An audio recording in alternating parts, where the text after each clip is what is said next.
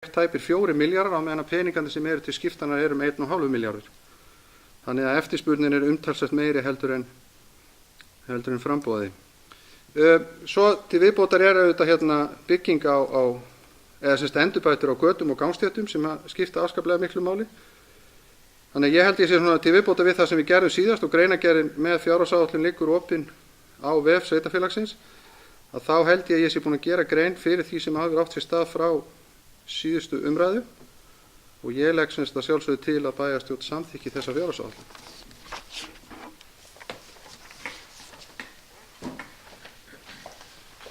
Takk fyrir þetta, Björn Ingi, og Ásgerður gjörðu svo vel.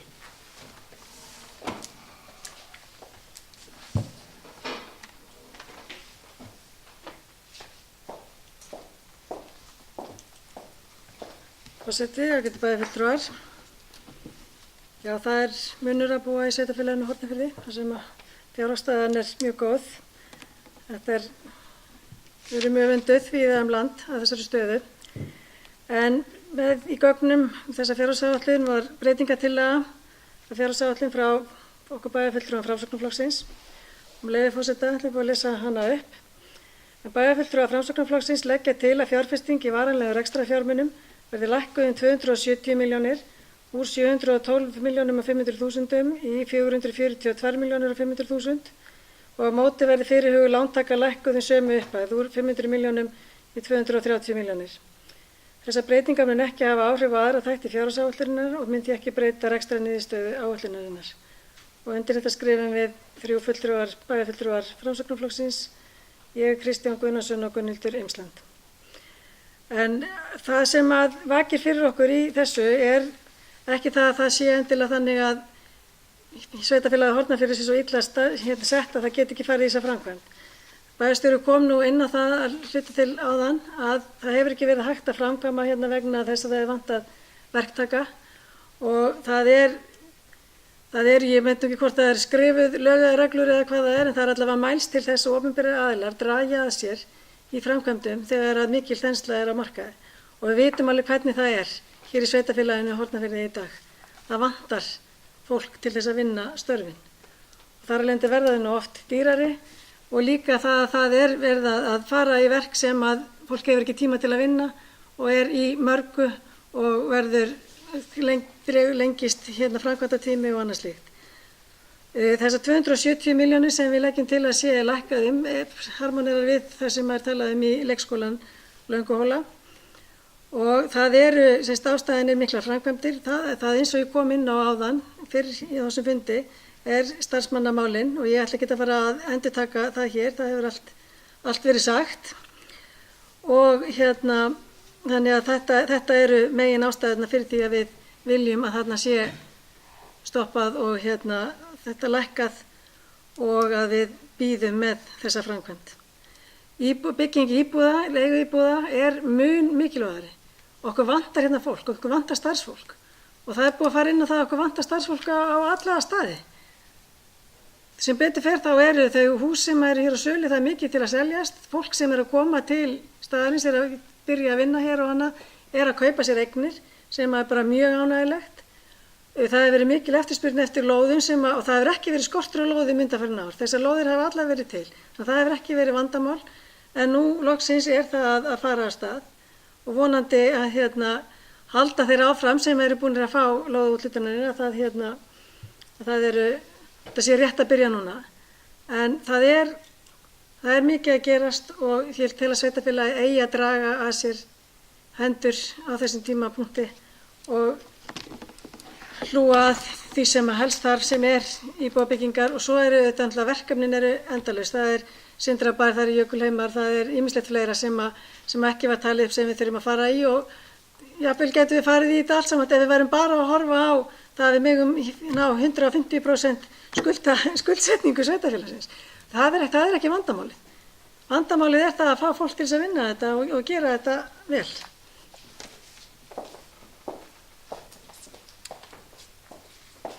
Ég legg auðvitað til að þið samþykki breytingartillögu framsóknarmanna.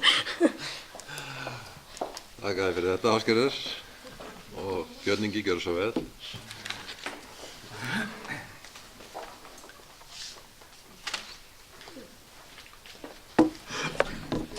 Forseti, góðir bæjarfulltrúar. Ég held ég hafi sagt við fjárhagsáætlun í fyrra að óskalistinn sem ég hef verið að reyna að halda utan bara í þeim verkefni sem er svona almennt talað hér í samfélaginu, hann losi 4 milljarð.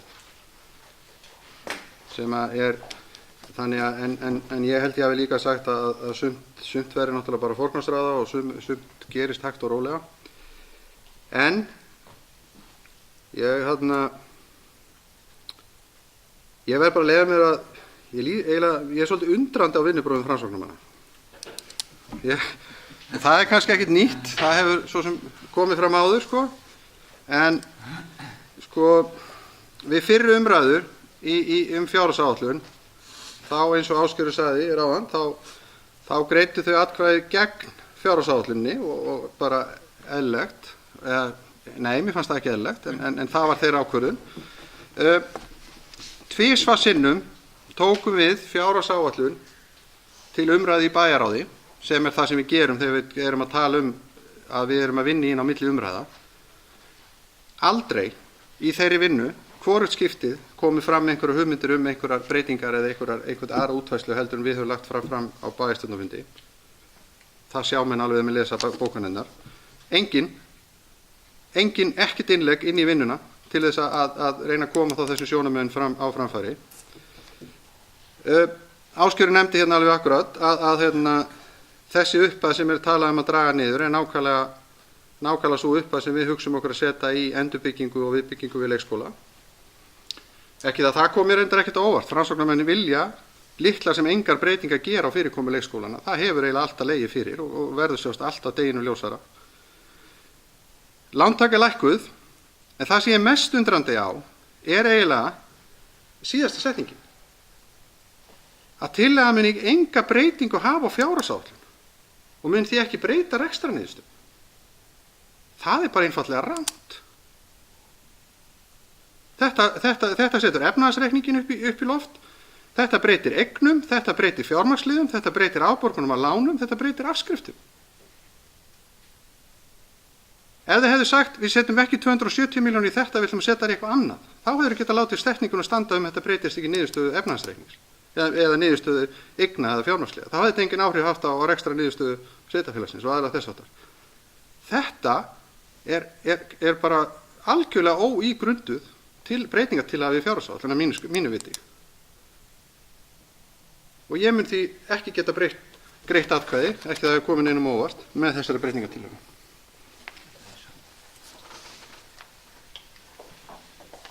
Takk fyrir það, Björn, og orðið er laust. Og það er enginn sem kveður sér ljós. Og þá ber ég upp til atkvæða breytingartillögu frá Framsóknarmönnum breytingu sem hljóðaði hérna áðan og bið þá sem eru samþykkir henni að gefa mér merki. Það er að segja breytingartillögunni. Það eru móti og þeir sem eru með fyrirgefiði, og þeir sem eru á móti gerðu svo vel að gefa mér merki. Það eru 4, þannig að tillagan er felld með 4 atkvæðum gegn 3. Það minna litla maður. Jæja. Á ég að gera það. Þeir sem eru á móti tillögunni eru Ragnheiður Hrafnkelsdóttir, Sæmundur Helgason, Björn Ingi Jónsson og Páll Róbert Matthíasson. Og þá legg ég til að við samþykkjum fjárhagsáætlun árið 2017 sem bæjarstjóri lagði fram hérna áðan og bið þá sem eru samþykkir að gefa mér merki. Hún er samþykkt með 3 atkvæðum, þeir sem eru á móti 4 atkvæðum fyrirgefi, þeir sem eru á móti, það eru 3 á móti. Það eru atkvæði Framsóknarmanna, Gunnhildur Einsland, Ásgerður Gylfadóttir og Sigurður Gunnarsson. Kristján Sigurður Gunnarsson. Þannig að hún er samþykkt með 4 atkvæðum gegn 3, þannig að það sé nú alveg á hreinu. Og þá förum við í næsta mál sem er 3 ára áætlun og þar er Björn Ingi Jónsson sem fylgir því úr hlaði.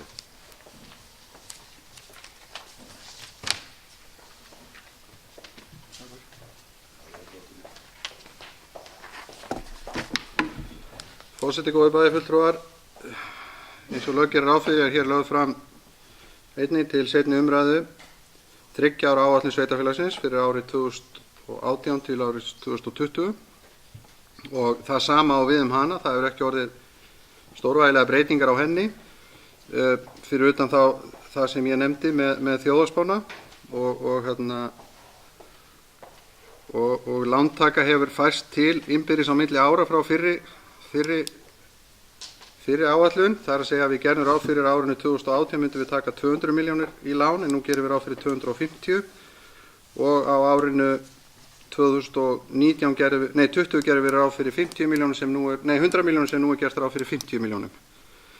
En í 3 ára áætlun er rekstrar niðurstaða allra árana á bilinu 170 til 160 milljónir á ári og skuldahlutfallið af tekjum er á bilinu 80 til 84%. Og eins og áður sagði er það með því lægsta sem þekkist af sveitarfélögum á landinu og ég ítreka það enn og aftur eins og ég hef sagt í hvert einasta skipti sem við tölum um þetta skuldahlutfall að það er ekki markmið að skuldahlutfall sveitarfélagsins fari eitthvað að stíga upp fyrir óeðlilegar hæðir en það er heldur ekki einvörðungu hægt að horfa á skuldahlutfall sveitarfélagsins og mæla þar með að það megi ekki fara upp fyrir 50% eða upp fyrir 54% eða einhverja sérstaka því að það getur líka oft bent á það að sveitarfélagið sé alls ekki að standa sig í uppbyggingu sína innviða ef það er ekki meðal annars að fjárfesta í sínum innviðum. Þá er veltufé frá rekstri þessara 3 ára er allstaðar á bilinu er áætlað 350 til 368 milljónir og fer stighækkandi eftir árunum. Handbært fé í árslok er 80 til 90 milljónir á hverju ári fyrir sig og er að framkvæmdir þessara 3 ára eru sem sagt áætlaðar 900 milljónir og skiptast þær þannig niður að það er áætlaðar 500 milljónir árið 2018 og 350 milljónir árið 2019 og 2020. Lántaka þessara 3 ára eru 400 milljónir í það heila eins og ég sagði áðan og 250 milljónir eru áætlaðar árið 2018 og 100 milljónir árið 2019 og 50 milljónir árið 2020. Og enn og aftur þá tel ég að þessi 3 ára áætlun endurspegli mjög traustan og ábyrga áætlunagerð og góðan rekstur sveitarfélagsins inn í framtíðina og því mæli ég að sjálfsögðu með því að bæjarstjórn samþykki þessa 3 ára áætlun.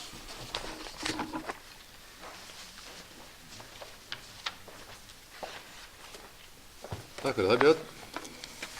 Orðið er laust. Og það er enginn sem kveður sér ljós, þannig að ég ber þessa 3 ára áætlun sveitarfélagsins upp til atkvæðafundar og ber þá sem eru samþykkir að gefa með merki. Það eru 4 sem eru samþykkir, þeir sem eru á móti. Það er enginn á móti. Þannig að tillagan er samþykkt með 4 atkvæðum og ekki orðið það meir. Þá er bara 7. mál á dagskrá sem er ósk framkvæmdaleyfi við hringveg nr. 1 á milli Hóms og Dynjanda. Og það er Björn Ingi Jónsson sem að fylgi því úr hlaði. Gjör svo vel.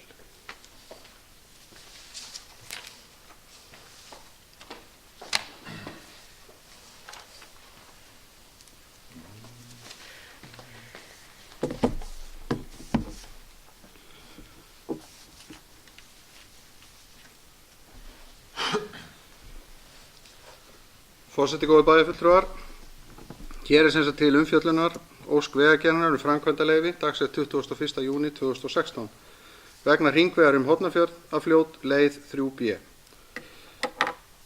Umræða nýjan veg Hornafjarðarfljót hófst þegar hrepparnir í Austur-Skaftafellssýslu sameinuðust og var fyrsta línan að nýju vegstæði þá sett inn á aðalskipulag sem gilti frá árið 1998 til ársins 2018. Það er því búið að vinna að nýjum veg Hornafjörð í 20 ár. Endanleg línuleið var síðan sett inn á aðalskipulag við aðalskipulagsbreytingu í júní 2009 og við endurskoðun á aðalskipulagi sveitarfélagsins 2012 til 2030 sem tók gildi 2014 var sama veglína 3B. Á þessu sést glögglega að vilji sveitarstjórna undanfarin 4 kjörtímabil hefur verið á þá leið að hagsmunir sveitarfélagsins séu bestir og mestir með því að stytta vegalengdir sem mest innan sveitarfélagsins. Eftir að hafa setið í bæjarstjórn frá árinu 2006 og átt fjölmarga fundi með íbúum sveitarfélagsins veglínu hringvegar Hornafjarðarfljót mér það vel ljóst að það eru skiptar skoðanir meðal íbúa með það hvaða lína sé heppilegust og besta lína. En eins og sjá má á þeim gögnum sem fylgja með þessar umsókn og eru undir í þessum fundi hér og verða opnir leið og þessi fundur búinn þannig að almenningur geti skoðað, hefur farið mikil vinna og tími í undirbúning og rannsóknir á umsóttri framkvæmd. Og eftir að hafa kynnt mér gögn málsins það mín skoðun að leið 3 sé besta leiði og ég þar að horfa til heildarhagsmuna sveitarfélagsins. Það var þetta yfirleitt.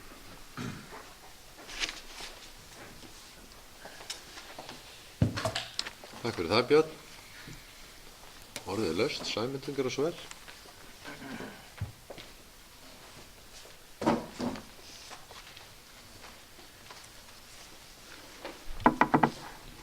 Forseti, góðir fundamenn. Á fundi síðastliðinn þriðjudag tók umhverfisnefnd fyrir þetta mál, beiðni Vegagerðarinnar framkvæmdaleyfi vegna hringvegar milli Hólms og Dynjanda. Nefndin telur að fyrirhug framkvæmd sé í samræmi við aðalskipulag Hornafjarðar. Nefndin byggir mat sitt á umsóttri framkvæmd og þeim ítarlegu gögnum sem málinu fylgja og fjalla umfang, frágang og áhrif framkvæmdar á umhverfið. Og þessi gögn þessa efnis mun fylgja málinu í fundagerðinni og verða aðgengileg á vef sveitarfélagsins. Í umræðu nefndarinnar kom skýrt fram það álit nefndarmanna að sama hvar og hvernig vegir eru lagðir þá munu vegaframkvæmdir alltaf hafa neikvæð áhrif á umhverfi á einn eða annan hátt. Það skoðun nefndarinnar að ekki hægt að neita framkvæmdaleyfinu á þeim grundvelli einum að umhverfi verði raskað, jafnvel þótt rask verði umtalsvert. Væri þá einsýnt að flestar þær framkvæmdir sem sæta mati umhverfisnefndar myndi verða stöðvaðar án þess að frekari skoðun þyrfti við. Nýsamþykkt umhverfisstefna Hornafjarðar bendir á að vernda skuli náttúru og umhverfi fyrir ágangi manna og að vernda þurfi og viðhalda allri flóru og fánu eins og kostur Að sama skapi bendir umhverfisstefnan á að nýting á umhverfinu og landsins gæðum eigi að vera skynsamleg. Með þetta í huga umhverfisnefnd sammála niðurstöðu Skipulagsstofnunar að áhrif leiðar 3B á landslag, ásýnd, jarðmyndanir, votlendi og gróður verði óhjákvæmilega verulega neikvæð. Umhverfisnefnd telur engu að síður að neikvæð áhrif séu ásættanleg út frá hagsmunum samfélagsins. Sérstaklega þá vísað til aukins umferðaröryggis og styttingu leiða innan sveitarfélagsins sem og hringvegar með tilheyrandi samdrætti í losun koldíoxíðs. Umhverfisnefnd leggur meðal annars fram skilyrði í bókun sinni að dregið verði úr neikvæðum áhrifum framkvæmdar með því að aðlaga námusvæði eins og kostur að náttúrunni og að ósnertu eða lítt röskuðu landi verði raskað sem minnst. Eins mikilvægt að votlendi verði endurheimt. Þannig verður mögulegt að draga úr neikvæðum áhrifum fyrir fuglalíf þar sem ný fæðuöflunarsvæði verða mynduð. Umhverfisnefnd talar að auki að tryggja vatnsflæði með ræsum og nægilega stórum brúarópum og að ekkert tjón verði á silungs- og laxveiðiám við framkvæmdina. Að lokum bendir nefndin á það að myndaður verði formlegur samráðshópur fagaðila með aðild Landgræðslu og Umhverfisstofnunar endurheimt votlendis við framkvæmdina og leiti álits Náttúrufræðistofnunar á fyrirhuguðum framkvæmdum á framkvæmdatímanum. Umhverfisnefnd það ljóst að endurheimt og gróðurframvinda mun taka tíma en hefur þá skoðun að með stofnun samráðshóps og aðgerðum til að endurheimta votlendi sem og ræsagerð á nauðsynlegum stöðum verði hægt að draga talsvert úr neikvæðum áhrifum á gróður og votlendi.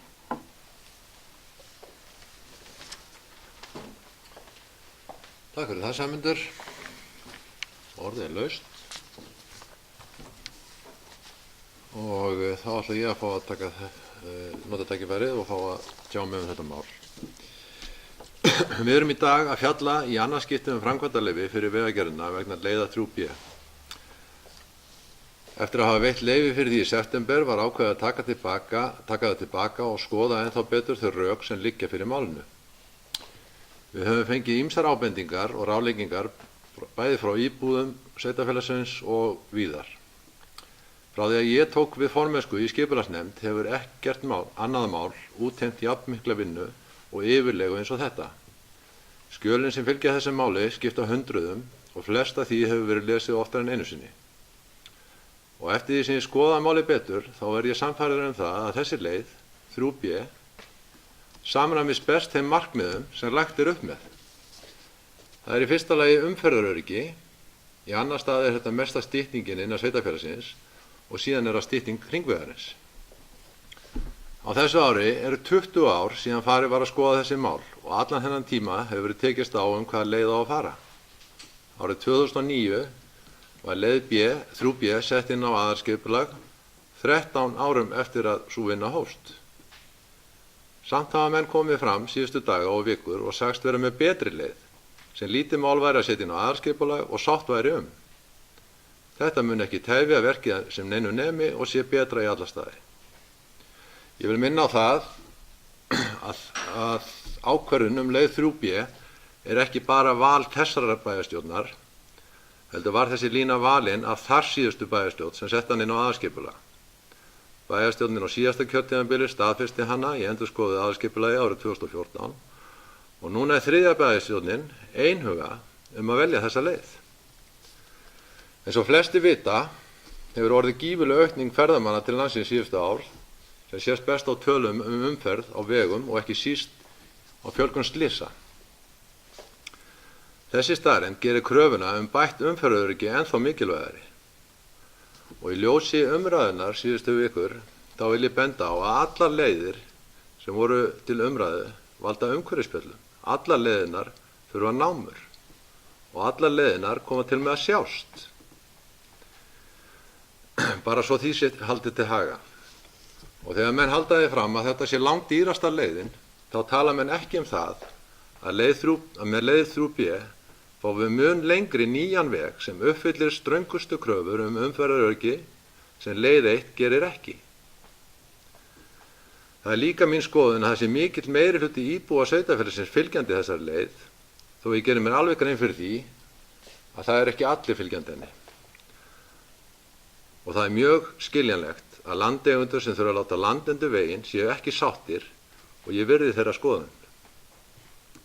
En að láta sér detta í hug að einhver önnur leið skapi meiri sátt í samfélaginu á ekki við nein rök að styðjast. Og það því sorglegt að heyra menn tala það að halda þessu máli í gíslingu næstu árin úr því að þeirra leið var ekki valin og reyna allt sem hægt til þess að stöðva þessar framkvæmdir. Og ég vona að það náist sátt þetta mál í framtíðinni því ég tel að þetta sé mikið framfaraspor fyrir íbúa sveitarfélagsins og landsmenn alla. Því það má ekki gleyma því að þetta ekki einkamál okkar Hornfirðinga. Takk fyrir.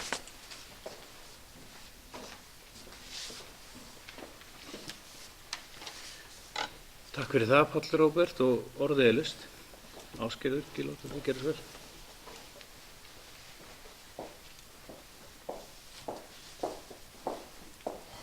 Forseti, ágætu bæjarfulltrúar.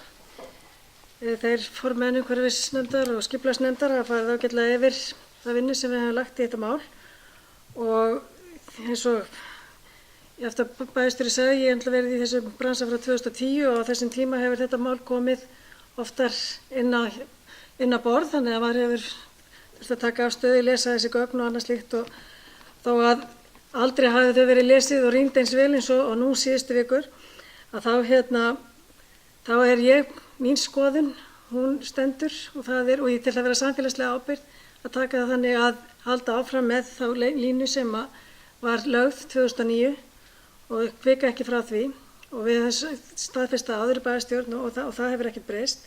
En það hefur verið hollt og gott að fara í gegnum þessa vinnu.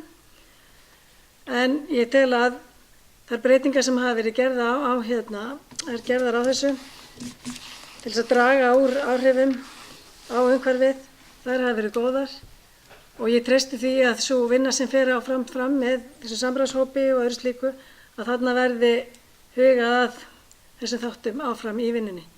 En umferðarstytting, umferðaröryggismál og annað slíkt það vegur þyngra í mínum huga og vilji fólks því að maður hefur talað við margan manninn og þó að það hefur undirskriftalistar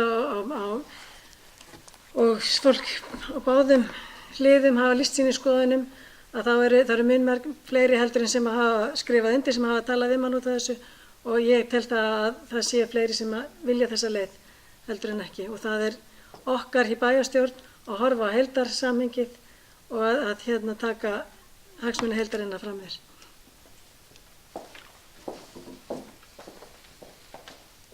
Takk fyrir það, Ásgerður. Orðið laust. Björn Ingi, gjörðu svo vel.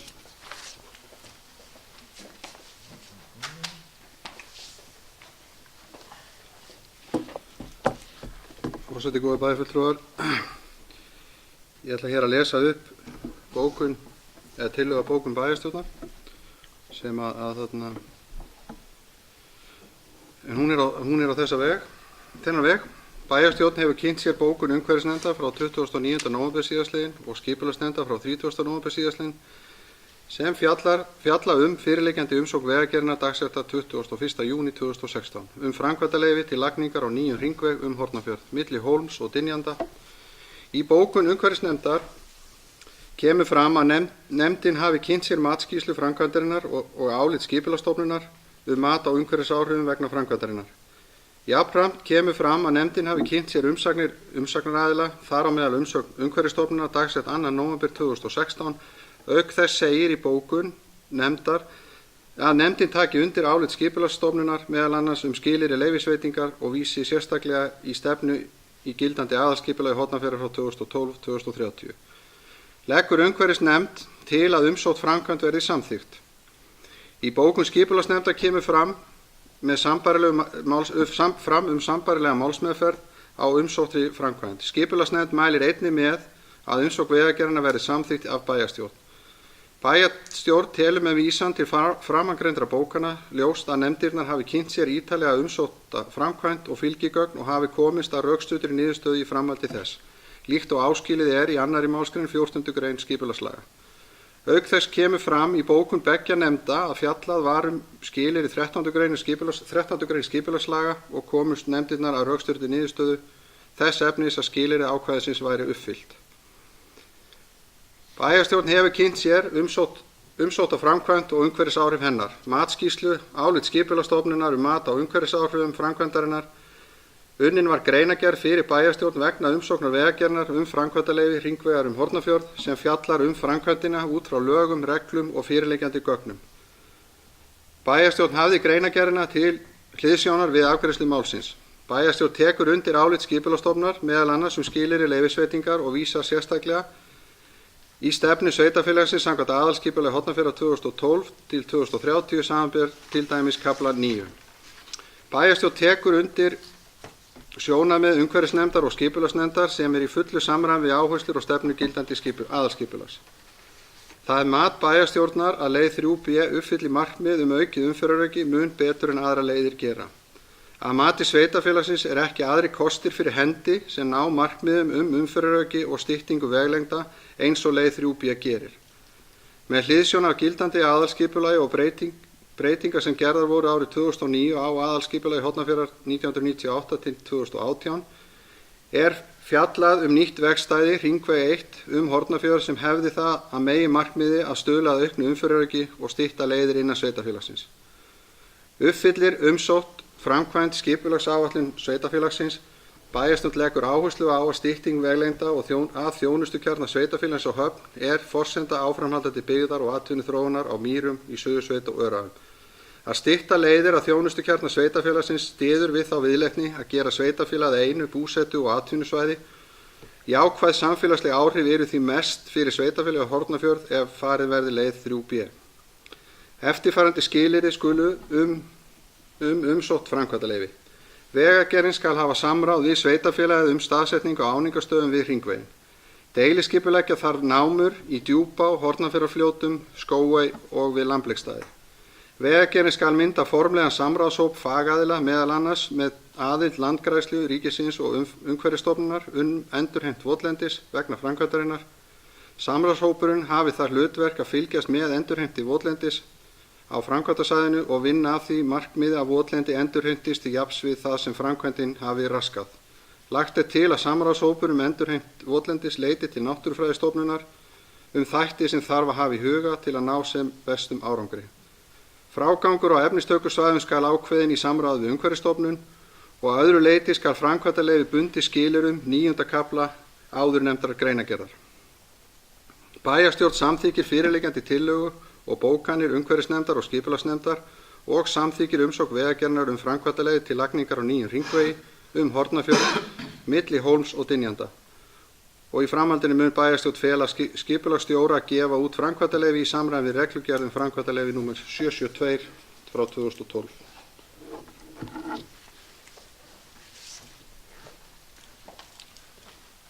Takk fyrir þetta, Björn. Orðið ennþá laust og það enginn sem kveður sér ljós og þá legg ég tillögu Björns undir atkvæði fundarins og bið þá sem eru samþykki mér að gefa mér merki. Það samþykkt samhljóða með 7 atkvæði. 8. mál á dagskrá eru aðalskipulagsbreytingar. Aðalskipulagsbreytingar 2012 til 2030. Sveitarfélagið hefur unnið að nýju breytingum á aðalskipulagi sveitarfélagsins Hornafjarðar 2012 til 2030. Breytingarnar snúa allar að bættri þjónustu vegna ferðamanna. Sveitarfélagið leitaði umsagnar hjá Skipulagsstofnun og eins og lög gera ráð fyrir.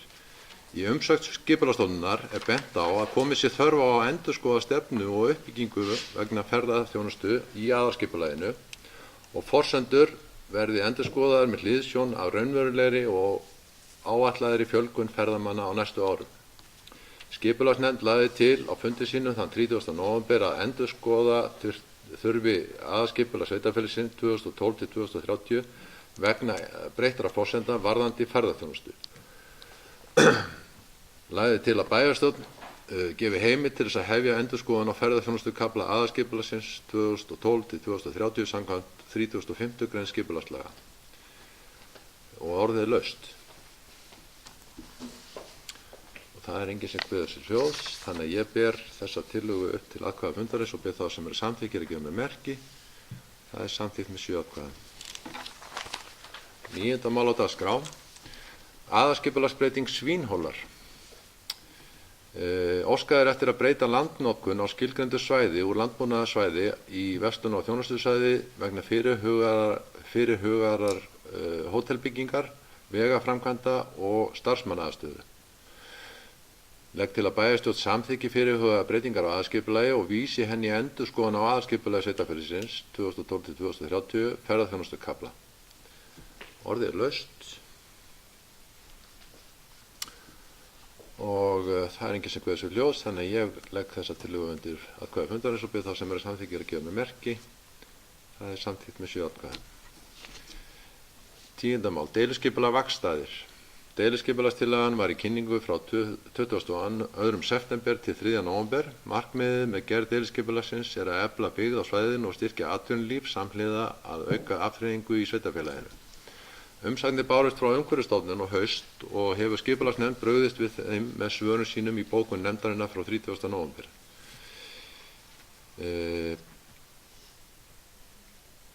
Skipulagsnefnd lagði til að bæjarstjórn samþykkti fyrirliggjandi deiliskipulagstillögu og gerir svör skipulagsnefndar vegna athugasemdar umsagnaraðila að sínum og vísi henni í lögformlegt ferli samkvæmt 41. og 42. grein skipulagslaga nr. 123 frá 2010.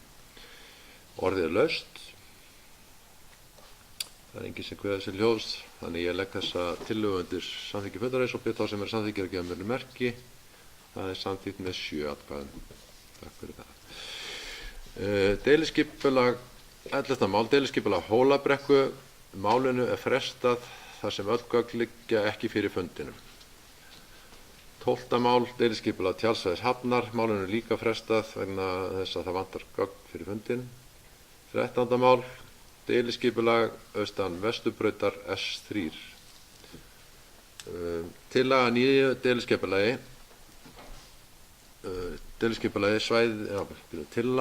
nýju deiliskipulagi svæðið austan Vesturbrautar S3 lagt fram.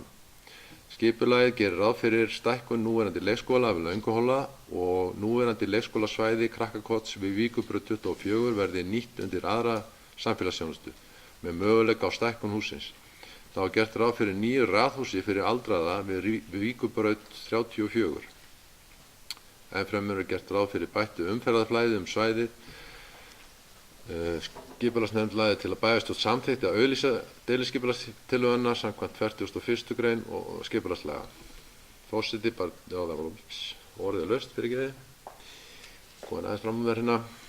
Það er enginn sem guði sér ljós, þannig að við leggjum þetta undir atkvæði fundarins og byrð þá sem eru samþykkir að gefa með merki. Það er samþykkt með 4 atkvæðum.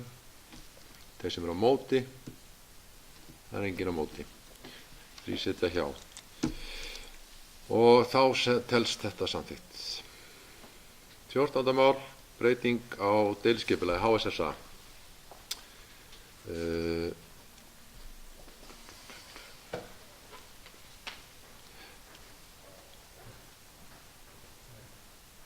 Skipulagsnefnd hefur unnið að breytingu á deiliskipulagi HSSA. Markmiðið með gerð deiliskipulagsbreytingarinnar er að þétta byggð og bjóða upp á fleiri byggingarlóðir. Deiliskipulagsbreytingin felst í að gert er ráð fyrir 5 nýjum íbúðarlóðum við norðurenda Júlatúns. Gatan Júlatún verður lengd til norðurs og gerð að einstefnugötu af henni á Víkurbraut, sunnan við Júlatún 8. Skipulagsmörk eru færð lítillega til suðurs. Gert er ráð fyrir gangstétt með nýjum götum og tengingu af þeim á stígakerfi norðan íbúðarsvæðisins.